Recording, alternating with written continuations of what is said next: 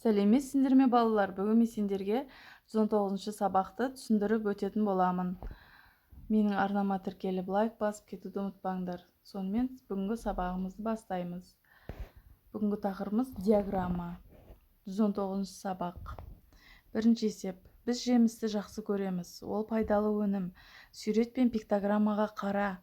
Әрбір қонаққа жемістің әр түрінен біреуден жете ме дейді. Яғни бұл жерде өрік, қара өрік, алмая. 3 ыдыста өріктің саны 10. Яғни біреуден жетеді және де одан артылып қалады. Қара өріктің саны 9 екен. Ол да біреуден жетеді қонақтарға және 3-еуі артылып қалады. Ал алманың саны 5. Ол яғни бір қонаққа жетпей қалады. Және осы пиктограмма арқылы көрсеткен, және соны диаграмма арқылы сызатын боламыз. Бұл диаграмма, оның пиктограммадан айырмашылығы, оған суреттер пайдаланылмайды. Тек қана осындай кесте арқылы сызып бояймыз. Диаграмма деген осындай болады. Екінші есеп. Сенің достарың қандай жемістерді жақсы көреді? Диаграмма құр дейді. Яғни мен өзім диаграмма құрдым. 1-ден 10-ға дейін сыздым. Алманы 7 досым жақсы көреді. Шиені 4 досым жақсы көреді. Өрікті 2 досым жақсы көреді. Осылай диаграмма құрасыңдар өздерің. Мен мысалға келтірдім.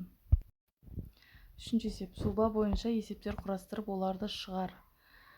Яғни бұл жерде 2 есеп берілген. Асы. Қарбыз 5 килограмм. Асқабақ одан 3 килограмм артық. Шешуі 5-ті 3-ке қосамыз, тең 8. Яғни асқабақтың салмағы 8 килограмм. Енді осыған кері есеп құрастырамыз. Қарбыз одан 3 килограмм кем. Асқабақ 8 килограмм. Шешуі 8-ден 3-ті аламыз, тең 5. Яғни бұл жерде қарбыздың салмағын табамыз. Қарбыздың массасы 5 килограмм. Төртінші есеп. Диаграммада қанша зат бейнеленсе, дәптеріңе сонша дөңгелек сал. Дөңгелектерді диаграммадағы түстерге сәйкес боя дейді. Яғни бұл жерде диаграмма берілген, соны дәптерімізге жазамыз. Бірінші 9 доп. Неже 9 деген, мен 10 сызып жіберіппін, біреуін өшіре салыңдар. Екіншісі 4 доп. 4 дөңгелекті қызылмен бояп шығамыз. Үшінші 3 доп сарымен бояп шығамыз. Төртінші біреу, яғни 1 доп дөңгелекті сарымен бояймыз. Екіншісі көк доп, оны да 2 дөңгелек сызып, көкпен бояймыз. Бесінші есеп. Ненің жеңіл екенін анықта дейді. Алма немесе алмұрт дейді. Яғни бұл жерде алма мен апельсинді салыстырсақ, апельсин ауыр. Апельсин мен алмұртты салыстырсақ, алмұрт ауыр болып тұр. Яғни бұл жерде алмұрт ауыр. Әсінде алма немесе банан дейді.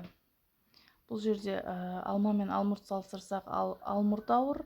Алмұрт пен банан салыстырсақ, банан ауыр болып тұр. Яғни бұл жерде ненің жеңіл екенін анықта дейді. Негізі ең жеңілі алма болып тұр бұл жерде. Ал ауырлары алмұрт астында, әсінде банан болып тұр. Сонымен бүгінгі сабағымыз бітті. Хош сау болыңдар.